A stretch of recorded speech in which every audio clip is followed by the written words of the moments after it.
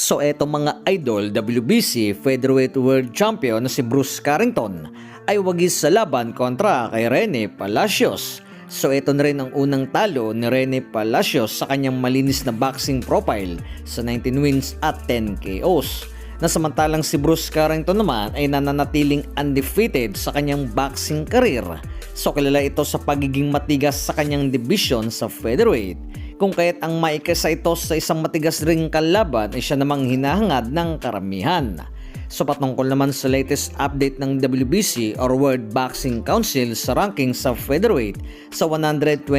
pounds ay nailagay naman na ang pangalan ni former 3 Division World Champion Janrel Casimero na pang-11 sa listahan, na sinusundan naman ito ni former Unified Super Bantamweight Champion si Marlon Tapales. So hindi lamang sa featherweight division nakapasok ang pangalan ni Janrel Casimero, na maging sa latest update na rin ng ranking sa 122 Super Bantamweight ay pang-apat ito sa listahan ng WBO or World Boxing Organization. So magandang pagkakataon na rin ito para kay Angas ng Pinas ang mapabilang sa dalawang division sa 122 at 126, na sa featherweight ay ibig sabihin naman ito ay tila naunahan na ni Janrel Casimero sina Oya Inoue na makilala sa featherweight division. So rito na rin ay posibleng mahamon na si Cuadro Alas na kung sakaling dito na ito lalaban ng permanente sa 126 na sa kanyang nakuhang spot sa WBC ay hindi ito malayo na makakuha ng bigating laban sa WBC World Champion na si Bruce Carrington,